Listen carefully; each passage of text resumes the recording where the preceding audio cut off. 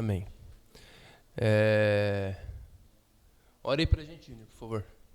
Você com esse bigode aí de patriarca. Senhor, te agradecemos, Pai, por mais essa tarde estarmos aqui, Senhor, buscando mais conhecimento. Senhor, nós te agradecemos pela vida do Daniel, Senhor, que vem nos ensinando. Te agradecemos pela vida do nosso pastor, Senhor, que também nos permitiu, Senhor. E te agradecemos pelo Senhor ter permitido, Papai. Obrigado por tudo, em nome de Jesus. Amém. Alô. Só pra ficar na gravação, né? Só pra constar nos autos, né? Só porque o cara tem uma voz artística, tem que, né, aparecer mais.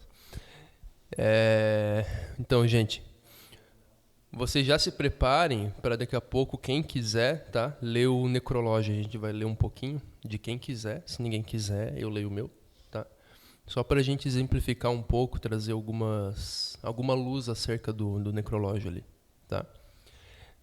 E o tema, digamos, teórico que eu quero trazer nessa aula é muito breve, tá? Como eu falei na aula passada, alguém lembra do que eu falei? Qual foi o tema central na aula passada? Foi a abertura da alma. O que, Ana? Pode falar. Autotranscendência, isso. E a autotranscendência, um dos aspectos dela é a abertura da alma. Abertura para a experiência. Né? Eu trouxe o exemplo, né, de culturas que pensam de um modo diferente do nosso, né? E como elas não estão necessariamente erradas. É equivocado também você afirmar, como o afirma essa corrente de relativismo cultural, né, de que não existem valores morais universais. Existem. Você, por exemplo, matar uma criança é errado em qualquer cultura. Né? Esses defensores do relativismo cultural, né? Segundo eles, quando uma cultura indígena, como há no Brasil culturas indígenas, que sacrificam bebês, né? Enterram bebês vivos, né? Para sacrificar aos seus deuses lá nos seus rituais, né? Isso não é errado, de acordo com eles. Porque na cultura deles, dos índios, né? Assim eles argumentam, né? Porque na cultura dos índios, na cultura daquela tribo, não há nada de errado naquilo. Então, se para aquela cultura não há nada de errado, não há nada de errado de maneira alguma. Mas nós, como nós cremos, né, como bons cristãos e filhos da cultura ocidental, né, existem valores morais universais. Matar uma criança é errado em qualquer cultura. Tá? Não há justificativa concebível. Então, há valores universais, morais universais. O que é universal? Que vale para todo mundo. Em qualquer região do planeta, em Marte, em outra galáxia, em qualquer lugar. Matar uma criança em outra galáxia também é errado. Entendeu? Qualquer lugar do universo. Então, nós somos, como crias, né, da civilização ocidental, nós cremos em valores morais universais. Mas existe essa corrente de pensamento do relativismo cultural, né, onde eles afirmam isso que eu expliquei agora. Tá? Então, existem valores universais, sim, mas também existem muitos valores, muitas práticas e hábitos que não são necessariamente equivocados. O argumento desse pessoal do relativismo cultural, eles têm muitos argumentos válidos também, que a gente não pode rechaçar em bloco. A gente tem que examinar. Então, tem sim muitos valores das culturas indígenas, de outras culturas, que realmente é só um modo do ser humano, um modo diferente do ser humano se colocar diante da experiência humana na Terra. A experiência humana na Terra, ela é multifacetada, ela é muito rica. Só a diferença entre climas, entre topografia, entre vegetação, certo? Que circunda um povo humano em cada lugar da Terra já é base, né? Já é razão suficiente para ter muitas coisas diferentes. Já muda toda a experiência. A experiência da vida que tem um povo que mora num lugar frio, onde, sei lá, 6 meses do ano tem neve, 6 meses está no degelo, necessariamente, obrigatoriamente diferente da cultura, do modo de experimentar o mundo de uma cultura de um povo que vive num país tropical, num lugar tropical, ou num lugar vulcânico, ou numa ilha, ou qualquer lugar assim, né? Se você for perceber, boa parte da cultura alemã, por exemplo, explica-se em parte, né? Deve-se ao fato da Alemanha não ser uma potência marítima. A Rússia também, né? Agora, culturas inteiras você vê alguma marca da cultura, digamos, marítima. Em toda a cultura inglesa, o que seria a cultura inglesa sem os romances do Joseph Conrad? E os romances do Joseph Conrad são todos histórias, praticamente todas histórias de marinheiro, certo? Vocês não têm noção qual é a importância do Joseph Conrad na cultura britânica. Vocês não têm noção. Ou do Moby Dick, né? Na cultura americana também. Então, boa parte da cultura... O Dickens sim, tanto quanto o Conrad, mais até. O Dickens, ele é o escritor mais popular, eu acho, de língua inglesa. Mais do que Shakespeare, né? Ele é mais acessível, o povo consegue ler mais o Dickens do que o Shakespeare, né? E então, você vê. Então, de novo, nós vemos aqui. Boa parte da cultura, uma parte essencial da cultura britânica, por exemplo, é determinada pelo quê? Pelo fato do povo britânico ter uma experiência muito viva do mar, da navegação. Isso é o que? É um fator físico, não é um fator cultural. Então você vê como o ambiente físico, né, influencia na cultura. Então, gente, imaginem só a diversidade de climas, de ambientes, de paisagens, de espaço geográfico que existe na Terra. É absurdamente grande. Então, se a gente fosse contar só esse fator, já seria o suficiente para ter culturas culturas totalmente diversas da nossa. Não necessariamente erradas, não que estejam em oposição à nossa, mas diferentes, um modo diferente do ser humano experimentar a Terra. Né? Por exemplo, um cabrito, né, para mim é uma coisa. Para quem viveu a vida inteira na fazenda é outra. Vocês percebem isso, né? O que é isso? É um modo diferente de experimentar a realidade, por causa da sua herança cultural, dos seus hábitos de vida e tudo mais. Então, é incontável, é inumerável os modos do ser humano se colocar diante da experiência dele na Terra. É incontável, gente. É infinito, realmente.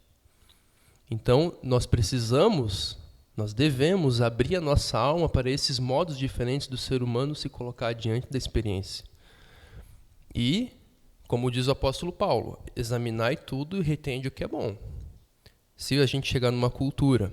Eu estou explicando isso aqui desse ponto de vista também, gente, com essas palavras, porque nós somos uma igreja apostólica que vai... né, nós vamos pisar os confins da terra. Então, já é uma espécie de preparação para isso, né?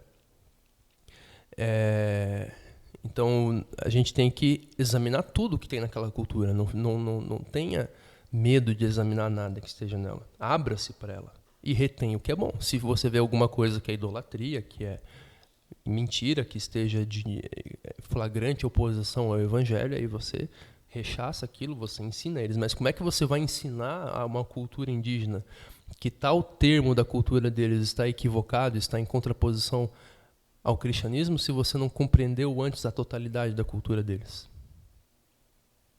Eles não vão te ouvir de jeito nenhum. Compreendem? Então, por isso que a gente precisa entender, né?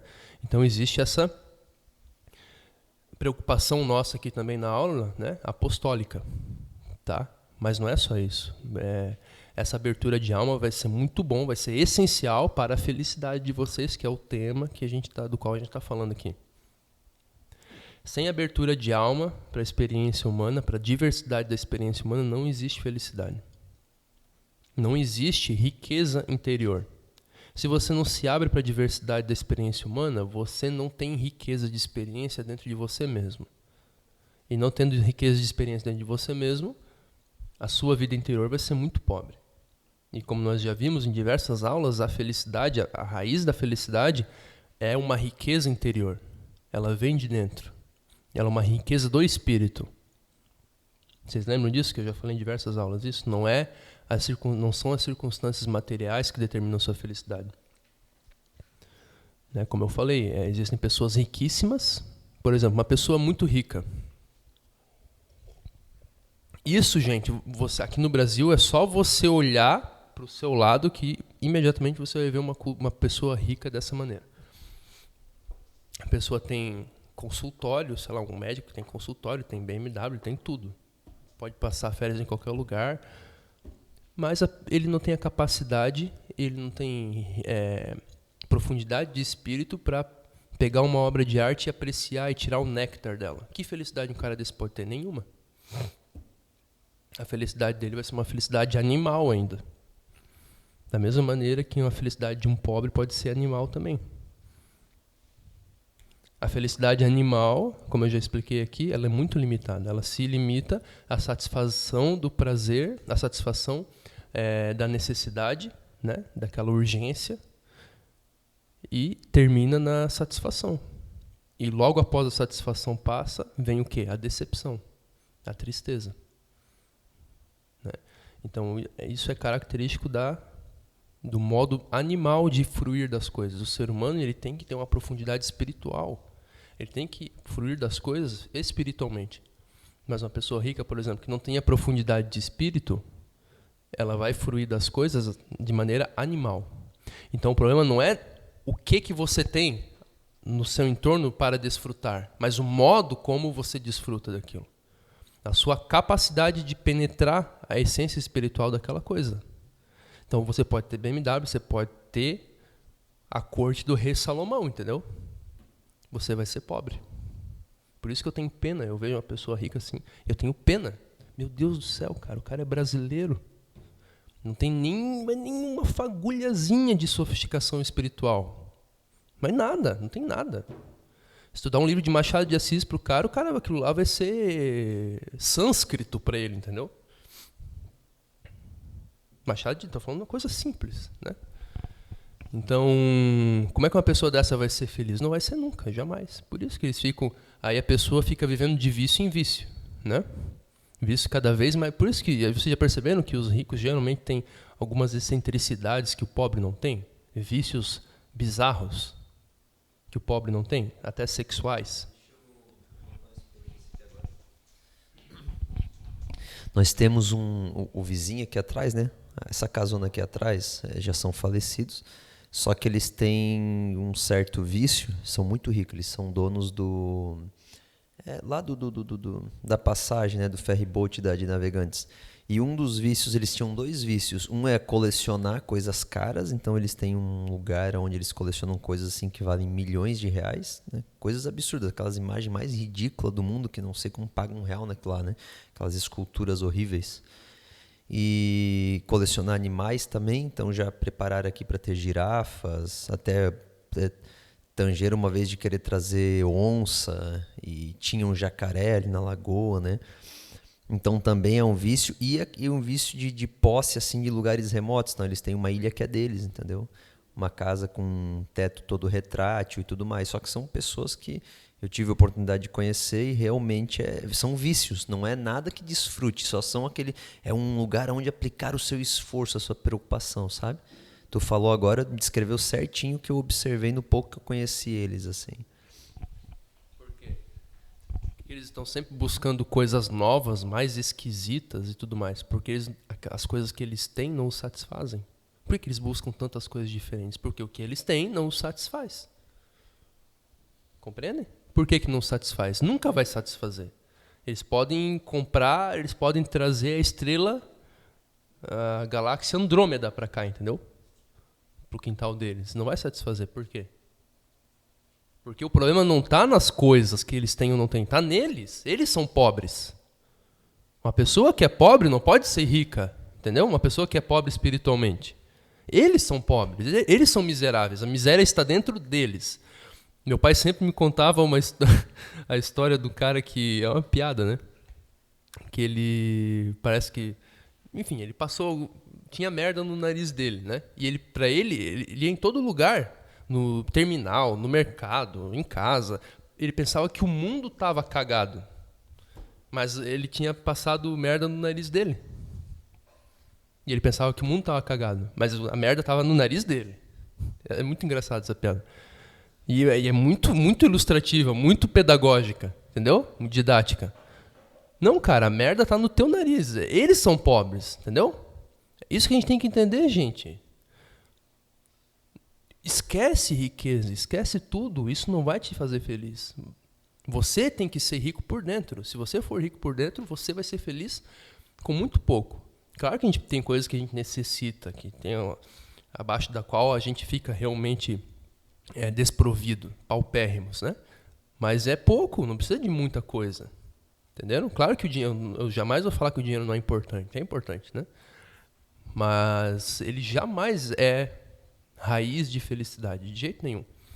O dinheiro, ele só é sentido pela sua ausência, tá? O dinheiro é uma coisa assim, na falta dele, você percebe a sua ausência, mas na presença dele, você não percebe a sua presença. Ele tem um poder negativo só, negativo. A falta dele é um problema. Agora, quando você tem ele, não é solução nenhuma. Compreende? Então, agora, para ocorrer essa abertura de alma, gente, existem alguns obstáculos que nós temos que vencer. E eu vou falar de alguns deles. As próximas aulas vão ser acerca da abertura da alma. A abertura da alma é o primeiro item, o primeiro tópico que eu vou trazer aqui acerca da autotranscendência, que é um tópico da felicidade. Certo? A felicidade tal como eu a defini na última aula, né? Não vou me repetir aqui. Então, alguns obstáculos que existem, tá? O que eu vou falar hoje, são fatores falsificadores das nossas opiniões.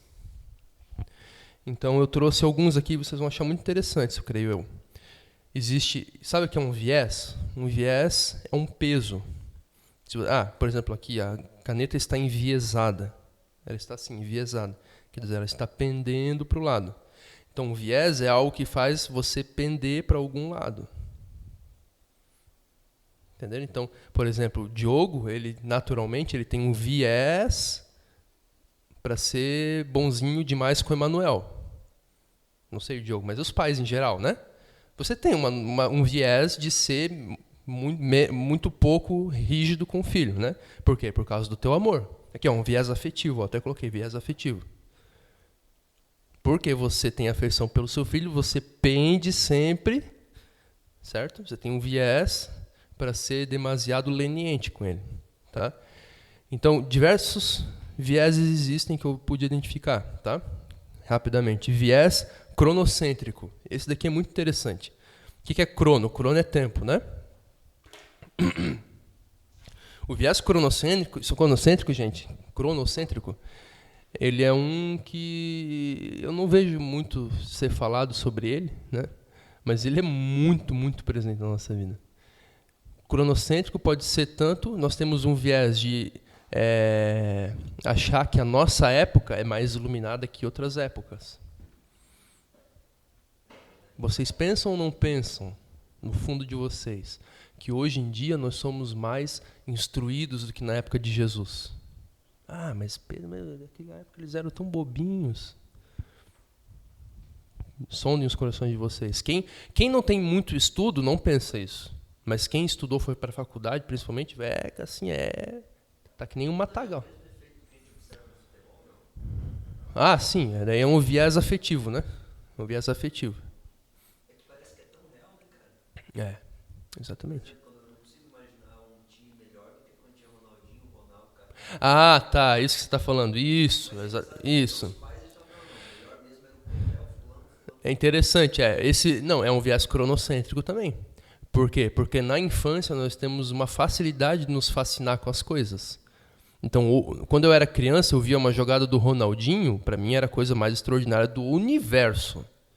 E claro que era extraordinário, mas para mim não tinha nada que nem aquilo. Se você vê uma jogada semelhante hoje como adulto, você não vai achar aquilo tudo. Aí você acha, é cronocêntrico, é um viés cronocêntrico. As séries esses dias mesmo eu fui, não lembro o que eu fui assistir lá, uma série que eu assistia quando eu era criança, que eu achava maravilhosa. Façam essa experiência. Assistam alguma coisa que vocês adoravam quando era criança. Vocês vão ver como é bobo. Mas por que vocês gostavam tanto quando eram crianças? Porque a criança ela se fascina de maneira mais fácil. Como diz Camões, né? Porque mudando-se a vida, mudam-se os gostos dela. Traz a tenra mocidade prazeres acomodados. E logo a maioridade já sente por pouca idade aqueles gostos passados. Estuda em Camões lá. É isso mesmo que acontece. Tá? Então, o viés cronocêntrico, ele é tanto em relação a épocas, né? A gente pensa que as épocas que a gente vive, né? Digamos, século XXI, né? Nós somos mais ligados, mais espertos, mais instruídos do que na época de Cristo ou em qualquer outra época. E existe o viés cronocêntrico da nossa vida. Sondem os corações de vocês, tá? Pelo menos isso comigo eu identifico esse viés em mim o tempo todo. Eu sempre tenho a tendência de pensar que o modo como eu penso hoje é mais instruído do que há 10 anos atrás.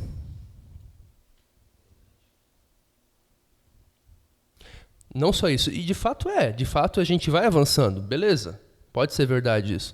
Mas eu penso que não é isso, não é que eu penso que o que eu... não é só em relação ao passado, é em relação ao futuro também. Eu penso que a minha tendência natural é pensar que o modo como eu penso hoje é o modo final de ver as coisas. Perfeito. Hoje eu estou na visão perfeita de tudo, tal como eu estou hoje. Não tem mais como avançar. Eu penso, a gente tem a tendência de pensar, todo mundo, se você olha 10 anos atrás, você vê um monte de ignorância sua, né? Não vê? Nós temos a tendência de pensar que daqui a 10 anos a gente vai olhar para hoje e não vai pensar a mesma coisa. E vai. Aquilo que você pensa hoje, daqui a 10 anos, vai parecer imbecil para você. Se você avançar realmente. Mas nós temos uma tendência, uma impressão interior, um viés de pensar que o modo como nós pensamos no momento é o modo final, perfeito e acabado. É ou não é assim? Para mim é assim. Não é algo que eu pense realmente, eu acredite, é algo que está lá bem sutil, enviesando os meus pensamentos. É um fator que está sempre pesando nas minhas opiniões. Pode ser sutil, pode ser sutilmente, mas está sempre lá pesando. Tudo bem, Patrícia? Então, esse é um dos vieses. Tá? Outro viés que eu coloquei ali é o viés topocêntrico. Topos, né? Em grego é lugar, né? Uma região geográfica. Né? Então nós temos também a tendência de pensar que aquilo que é da nossa região ou que é do lugar onde a gente mora é o modo correto. Né? Conviva com o nordestino tem bastante pessoas do norte e nordeste, creio que aqui também, né? Mas só para dar um exemplo, né? Conviva com a pessoa do nordeste ou do norte né? Durante algum tempo, você vai ver um monte de coisa nele que é esquisita e que para você é o modo errado de fazer as coisas. Nós aqui no sul nós vemos as coisas da maneira correta e equilibrada e lúcida. Vocês não têm esse sentimento? Ou sou só eu que sou ruim demais? Topocêntrico. Existe o viés cultural. É aquilo que mais ou menos que eu falei antes. Nós pensamos que o modo da nossa cultura, por exemplo, o que é cultural nosso no cristianismo? É a gente fazer adoração de determinada maneira, com guitarra, com violão, com teclado, com órgão, com essas coisas. Vestido de uma certa maneira, dançando de uma certa maneira, mas os negão lá na África, eles rebolam até o chão, na adoração. 4, 5 horas rebolando até o chão. É rebolagem, hein? Então, viés cultural. Nós pensamos que as coisas tais como elas estão na nossa cultura é um modo correto, final e acabado de fazer as coisas, e qualquer outra coisa que fuja daquilo ali está equivocada, está fora, ou está fora do evangelho, ou é carnal, ou é qualquer coisa assim. Tá? Outro viés egocêntrico. Nós temos a tendência também de pensar que tudo aquilo que nós sentimos, nosso modo de sentir as coisas é mais válido que o modo da outra pessoa sentir a coisa. Ego é o eu, né? São características próprias suas, que você julga mais certo do que as outras. Por exemplo, eu tenho a tendência de pensar que o modo como eu reajo às coisas é mais correto do que o modo como o Diogo reage às coisas. Ele é colérico, eu sou sanguíneo. Então, eu tenho a tendência de reagir ou com demasiada delicadeza a alguma coisa, ou de uma maneira totalmente doida. Né? É sanguíneo, né? É exagerado. Né? O Diogo tem a tendência de reagir de uma maneira mais, digamos assim, equina, mais estúpida. Estou falando de tendência natural. Né? Estou falando só de temperamento. Temperamento não é nem bom nem mal. Não, o quê? Não, a imagem que eu quis passar é o coice do cavalo, entendeu? O coice. Não, é porque o que eu quero dizer é a tendência natural. Eu estou falando de tendência natural, temperamento. Tendência natural. Não estou falando que ninguém é errado ou correto. Você pode ter um temperamento colérico e ser correto, ter um temperamento sanguíneo e ser correto, não importa. Tá? Então, eu estou falando de tendências naturais. E a minha tendência natural é achar que o meu modo de reagir às coisas é o correto, é o equilibrado, e o modo dele reagir é errado. Graças a Deus eu estou amadurecendo bastante, já evolui muito nisso, e muitas vezes eu vejo que me falta rigor, me falta ser um pouco mais, entre aspas, estúpido. Enérgico, não estúpido, enérgico. Né? Hã? Então, o Gui tem a tendência de ser fleumático, né? Ou melancólico, né? Pode ser uma tendência do Gui, é uma tendência do Gui, naturalmente, pensar que o modo como ele reage às coisas é um modo correto. Se a pessoa reage que nem o Daniel, é porque a pessoa é desvairada, é um pouco desequilibrada. Não estou falando que o Gui pensa isso, mas é a tendência de todos nós. Pois é, exatamente. É egocentrismo, né? Nesse sentido. Né? Um viés que a gente tem são todos fatores falsificadores das nossas opiniões, que a gente tem que começar a identificar e corrigir. Tá? Aí existe o viés afetivo também, né? Que é aquilo que eu falei. O pai tem uma tendência sempre a ser demasiado leniente com seu filho. Por quê? Porque ele o ama. Ou o exemplo clássico, né? Sempre tem um aluno queridinho da professora, né? Que não importa o que ele faça, a professora sempre vai reagir de um modo mais calmo, né? Por quê? Não tô falando... Então, eu também sofri com isso. Não estou falando que a Patrícia seja assim.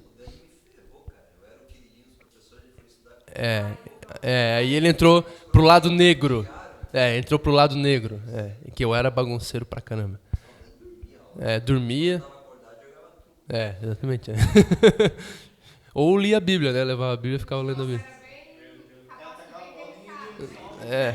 Não, o Diogo era exemplar. O Diogo era aquele aluno que sentava na frente, botava o penal assim, a caneta assim, tudo assim, paradinho, ficava assim, sabe, esperando. E eu não, eu ficava... Eu nem vinha de mochila, eu ficava assim. Esqueci a mochila. Cara, incrível como... Uma caneta quebrada e um lápis moído, cortada, tá ligado? Eu tinha mesmo.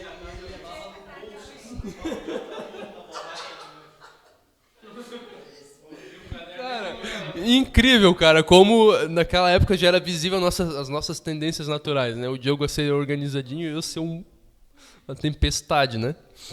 Então, viés afetivo, então, identifique. Outro exemplo, né? Quando você está apaixonado por alguém, também você tem o viés de ver tudo que a pessoa faz, né? Peido dela é perfume. Entendeu? Outro viés afetivo, então identifique, né? Existe também outro viés que eu coloquei ali, o viés psicossomático. Por exemplo, você acorda virado, né? Você acorda com a dor de cabeça, entendeu? Alguém vem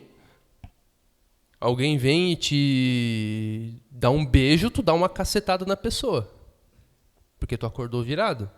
O que é isso? É um viés, existe um fator físico no seu corpo que está te fazendo reagir de uma maneira diferente.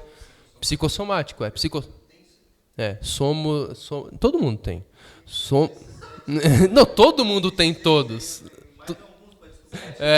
Não, todo mundo tem todos.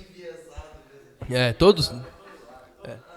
Eu coloquei nossas opiniões, quer dizer, universalmente, tô falando de todo mundo. Alguns são mais em alguns, né? Mas todos temos em todos eles, tá?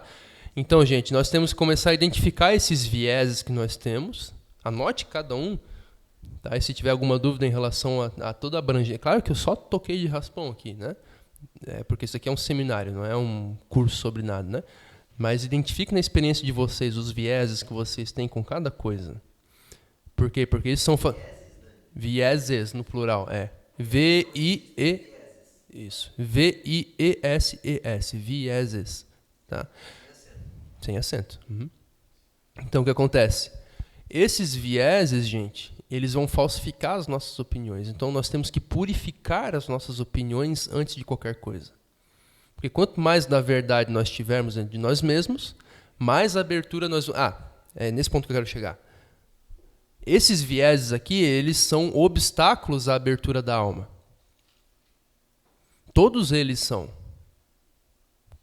Para nós abrirmos as nossas almas para a diversidade e riqueza infinita da experiência humana, nós temos que passar por cima desses vieses, identificá-los. Porque pode ver que cada um deles é um fator de alienação da verdade, é algo que te puxa da verdade, é algo que te faz pender para o lado da falsidade. Tá certo? Então, anotem isso e primeira nota, primeiro obstáculo a ser vencido na busca pela abertura da alma, tá? Os fatores falsificadores das nossas opiniões, tá certo? Então, isso era o que eu tinha para passar teoricamente nesta aula. Se alguém quiser agora ler o seu necrológio, eu o convido, fique à vontade, né? Só me peça antes. E nós vamos tentar usar o necrológio que vai ser lido para ilustrar para a turma, e inspirar talvez também, e abrir um diálogo. Desculpa estar falando de boca cheia. Essa parte da aula vai ser gravada, tá? O necrológio de vocês vai estar gravado, vai estar no YouTube para o mundo inteiro ver, tá bom? Só para avisar. Mas quem não quiser ler, não precisa. Não precisa, não tem problema nenhum. Tá? A gente pode ler outra hora. O necrológio é para vocês, não é para mim. Eu já expliquei para vocês. Não, se alguém quiser, sim. Se ninguém, eu falei, se ninguém lê, eu leio o meu, tá? O Alan que eu acho que vai querer. É? Então vem cá. Tá achando? Alguém? Você quer ler o seu, Júnior?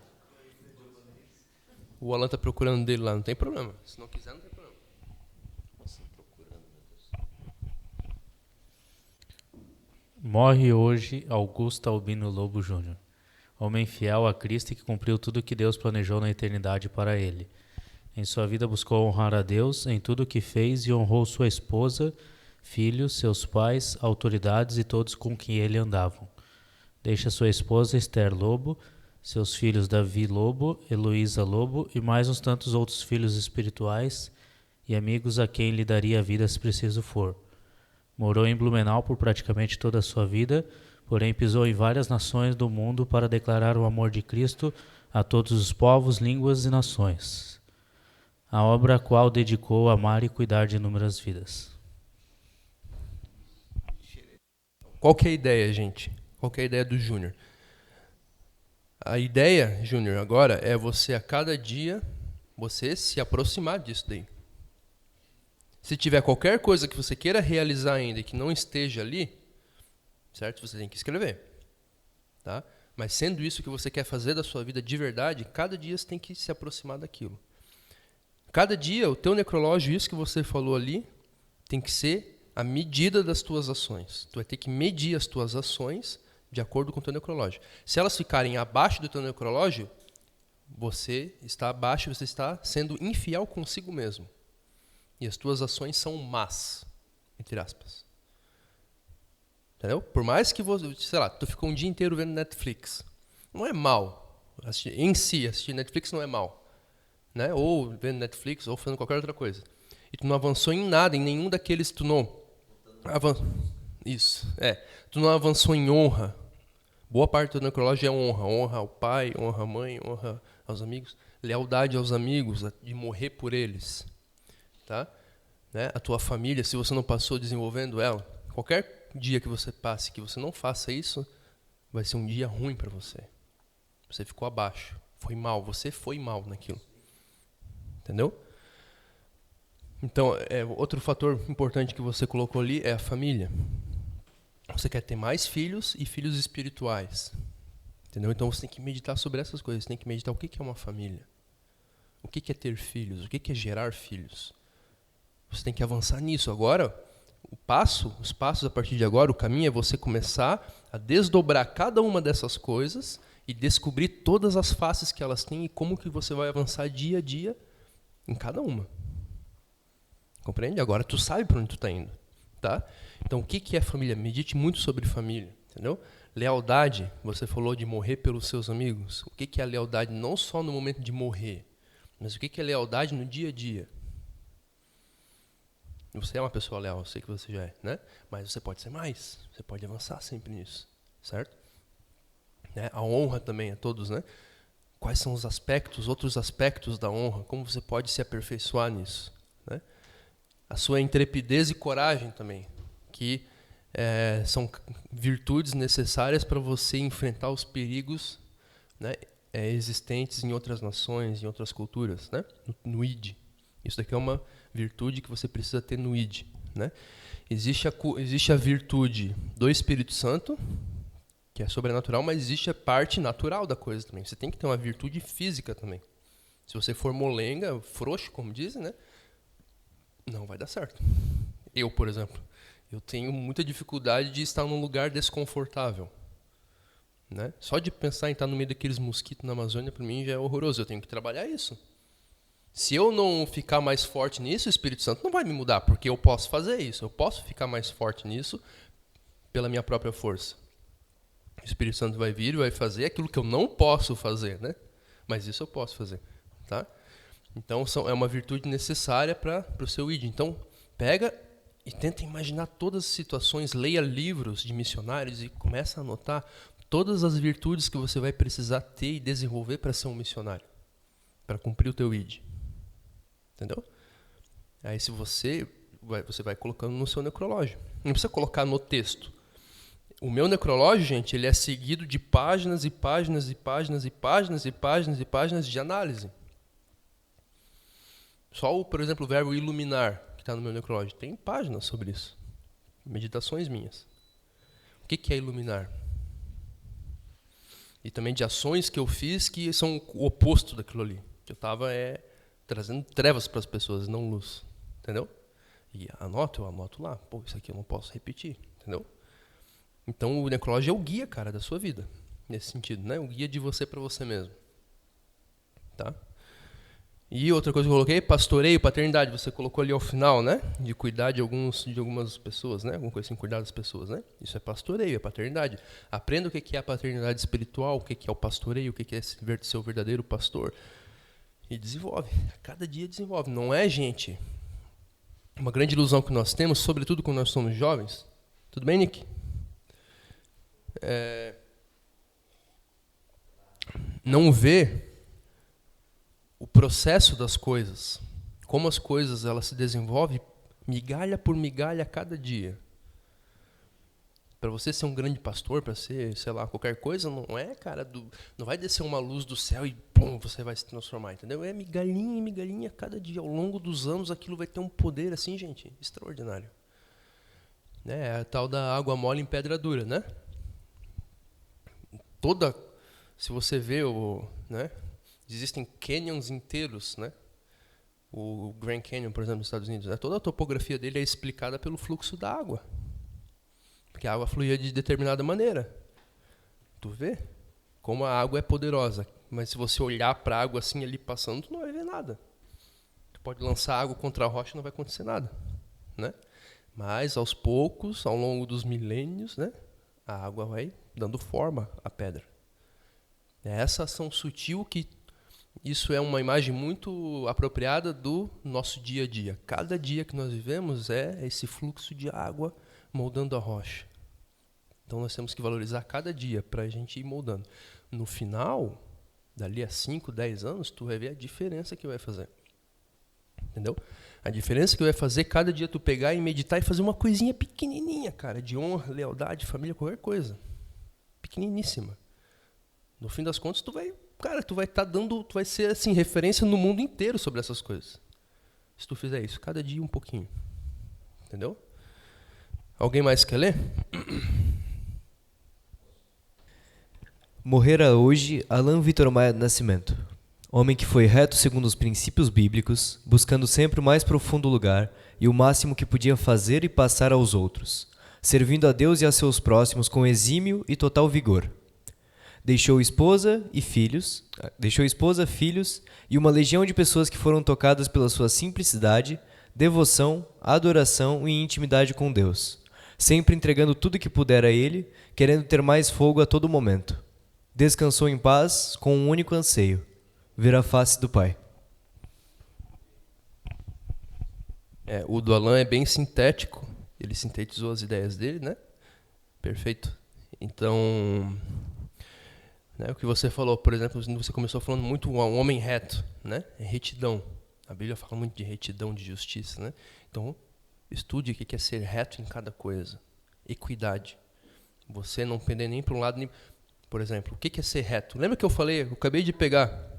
O que eu expliquei do viés? O viés não é algo que faz você pender para um lado? A caneta está reta?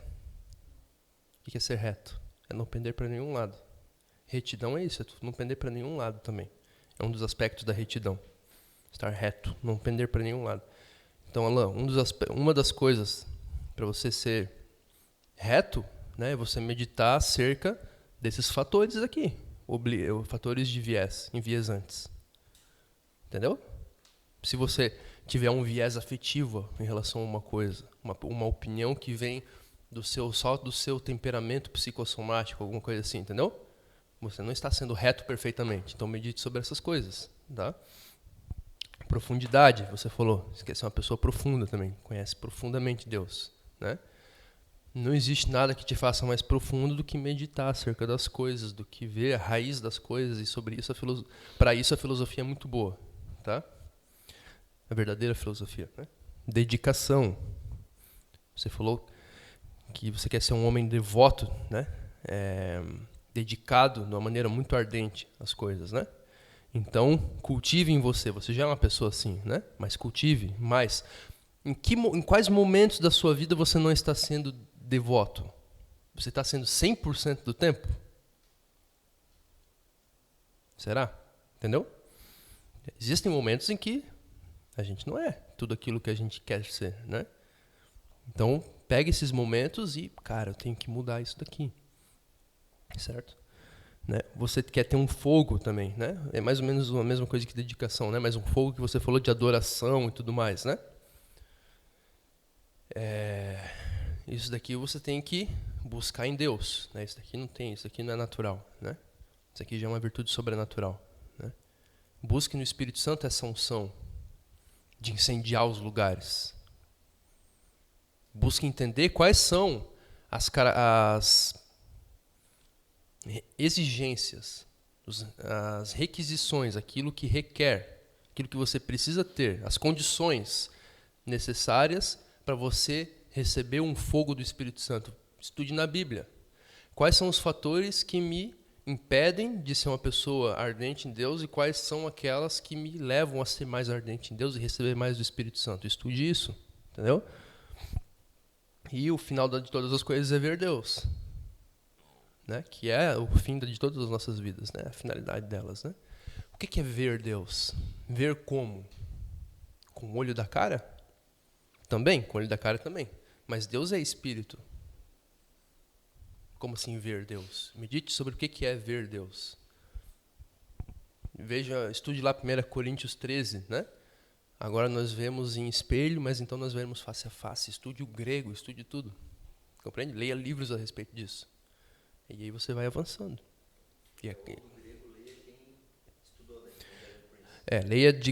Leia o grego, mas sabendo que a interpretação que está ali do grego não é absoluta.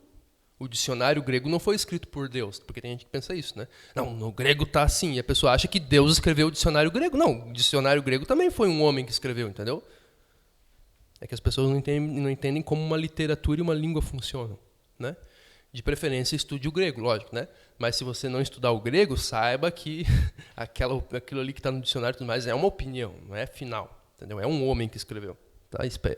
A opinião final é só de Deus, nossa nunca é. E como eu falei para o Júnior, entendeu? Mesma coisa, cada dia você tem que avançar 1 milímetro, isso, em cada uma dessas coisas, entendeu? E isso daqui é a régua da sua vida, tem que ser a régua. A régua não é... Isso daqui, gente, vai ser uma libertação para vocês, sabe por quê? Libertação, libertador.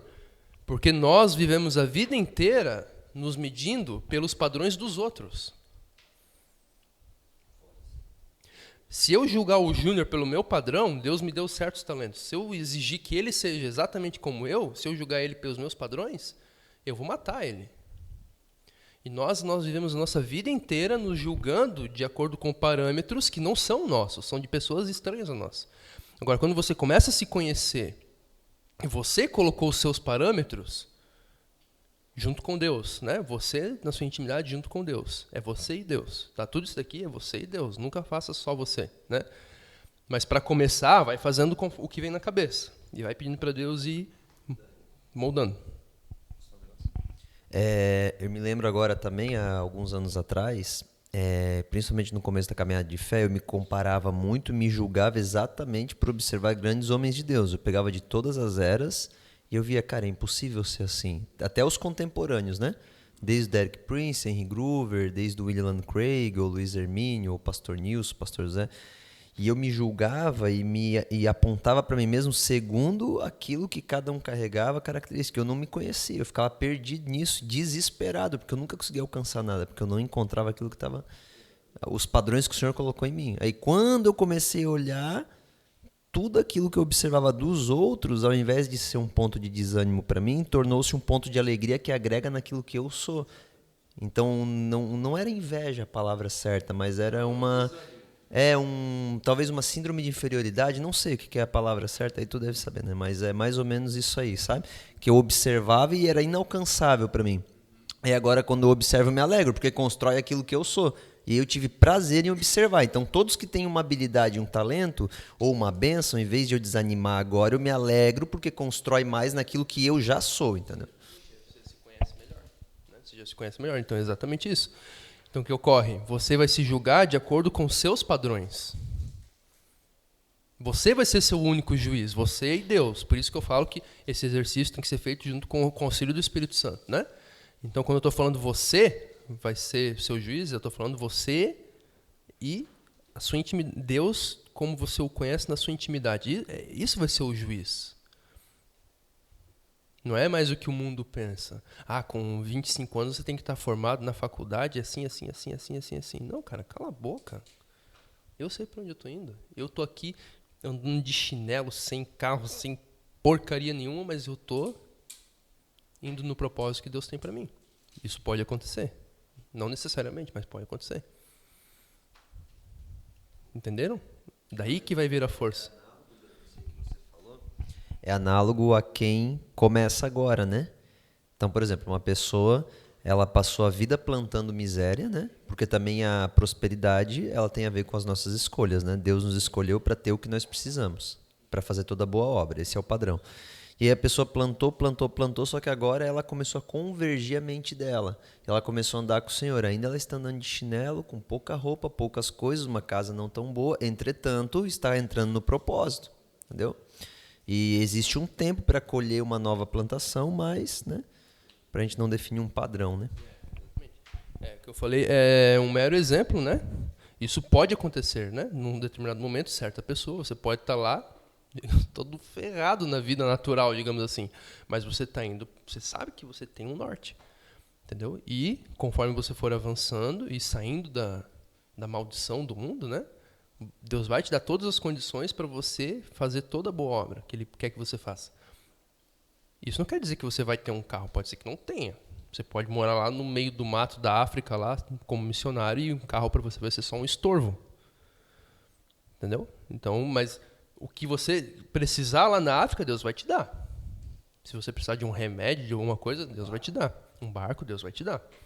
Para você cumprir a boa obra que Ele quer que você faça. Você vai ter tudo que você precisa e um pouco mais. Deus dá tudo e um pouco mais. E Deus não se resiste, né? Dá sempre um pouco mais. Tá? Então, acho que por hoje é isso, gente. A gente leu do Guilherme e do Alan, tá bom já para os propósitos dessa aula, acho que já ficou um pouco mais claro, do Guilherme, do Júnior e do Alan. E eu acho que já ficou um pouco mais claro, né, para vocês, qual que é o espírito, né? O espírito do exercício, né? E qual a utilidade dele, a ideia por trás dele, né? A razão de ser dele. Tá certo? Vamos fazer uma pausa de 10 minutos?